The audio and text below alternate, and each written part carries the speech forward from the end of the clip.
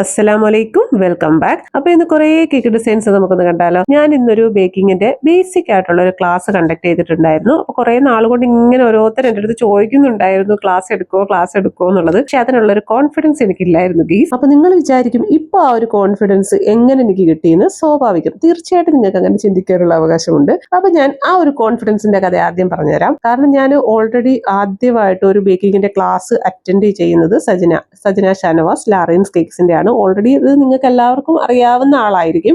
പുള്ളിക്കാരത്തിയുടെ class ആണ് ഞാൻ ആദ്യം അറ്റൻഡ് ചെയ്യുന്നത്. അത് വെഡിങ് കേക്കിന്റെ മാസ്റ്റർ ക്ലാസ് ആയിരുന്നു. അതിനകത്ത് കുറെ കാര്യങ്ങൾ അത് പഠിക്കുമ്പോൾ തന്നെ നമ്മൾ കുറെ ബേസിക് ആയിട്ടുള്ള കാര്യങ്ങളും വ്യത്യസ്ത കാര്യങ്ങളും നമുക്കിപ്പോൾ കുറെ പുതിയ പുതിയ അറിവുകളായിരുന്നു ലഭിച്ചിട്ടുണ്ടായിരുന്നത്. അത് കഴിഞ്ഞാണ് ഞാൻ ജുനൈനയുടെ എക്സോട്ടിക് കേക്സിന്റെ ക്ലാസ് അറ്റൻഡ് ചെയ്യുന്നത്. അത് കഴിഞ്ഞപ്പോഴത്തേക്ക് എനിക്ക് ക്ലാസ്സുകൾ അറ്റൻഡ് ചെയ്യാനുള്ള ഒരു ത്വരയായിരുന്നു. ജുനൈനയുടെ ഒരു ബ്രാൻഡ് അംബാസിഡർ എന്ന് പറയുന്നത് പോലെയാണ് ഞാൻ ജുനൈനയുടെ എല്ലാ ക്ലാസ്സും അറ്റൻഡ് ചെയ്തിട്ടുണ്ട്. ഓൾറെഡി ഓഫ്ലൈനും ഓൺലൈനും എല്ലാം അറ്റൻഡ് ചെയ്തു. അപ്പൊ അതിൽ നിന്ന് നമുക്ക് കുറെ അറിവുകളും കിട്ടി. അവരുടെ രണ്ടുപേരുടെയും ഒരു മോട്ടിവേഷൻ കൂടെ ആയപ്പോഴത്തേക്ക് എനിക്ക് ക്ലാസ് എടുക്കാനുള്ള ഒരു കോൺഫിഡൻസ് ഒക്കെ കിട്ടി കേട്ടോ. ആദ്യമൊക്കെ എന്റെ ഒരു തോട്ടം എന്ന് പറഞ്ഞാൽ കുറെ ആൾക്കാരുണ്ടെങ്കിൽ മാത്രമേ നമുക്കതൊരു യൂസ് ആയിട്ട് വരുത്തുള്ളൂ എന്നായിരുന്നു. പിന്നെയാണ് ഞാൻ ചിന്തിക്കാൻ തുടങ്ങിയത്. കാരണം എന്ന് വെച്ചാൽ ഇത്രയും ആൾക്കാരെ വെച്ച് നമ്മൾ പഠിപ്പിക്കുമ്പോൾ അത് അവർക്ക് പ്രയോജനപ്പെടണമല്ലോ. അങ്ങനെ നമ്മളൊരു 3 പേരെ വെച്ചിട്ടാണ് ക്ലാസ് എടുത്തിട്ടുണ്ടായിരുന്നത്. സത്യം പറഞ്ഞാൽ ക്ലാസ് കഴിഞ്ഞപ്പോൾ ഞാൻ വിചാരിച്ചു അൽഹംദുലില്ലാ, കാരണം 3 പേര് തന്നെ ധാരാളമായിരുന്നു. ഒന്നാമത്തെ കാര്യം, നമ്മൾ വീട്ടിൽ വെച്ചിട്ടാണ് ക്ലാസ് കണ്ടക്ട് ചെയ്തത്. നമ്മുടെ കുറച്ച് സ്ഥലത്തിനുള്ളിൽ നിന്ന് വേണം നമ്മൾ ഈ ക്ലാസ് എല്ലാ കാര്യങ്ങളും പറഞ്ഞു കൊടുക്കാൻ. അപ്പൊ അവർക്ക് 3 പേർക്കും അതുകൊണ്ട് നല്ല ഫ്രീ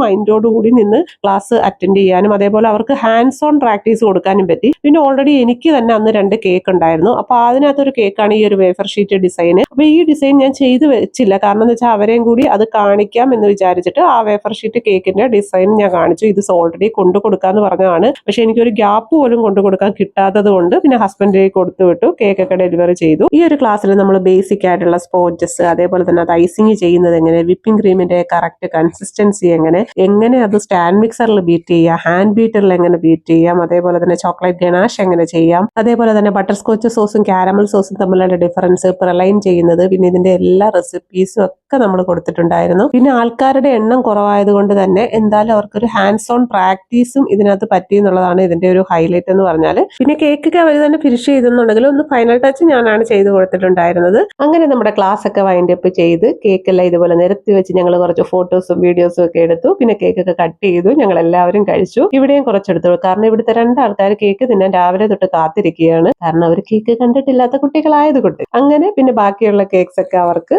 നമ്മൾ പാക്ക് ചെയ്ത് കൊടുത്തു വിട്ടു. ഏകദേശം രാത്രി 8:30 ആയിട്ടുണ്ടായിരുന്നു ക്ലാസ് കഴിഞ്ഞപ്പം. അപ്പൊ ഇതൊക്കെയായിരുന്നു നമ്മുടെ ഇന്നത്തെ ക്ലാസിന്റെ വിശേഷങ്ങൾ. വീഡിയോ നിങ്ങൾക്ക് ഇഷ്ടപ്പെട്ടാൽ ലൈക്ക് ചെയ്യാനും ചാനൽ ഫോളോ ചെയ്യാനും മറക്കണ്ട. ഇൻഷാല്ലാ നല്ലൊരു വീഡിയോ ആയിട്ട് വീണ്ടും കാണാം. Thank you for watching.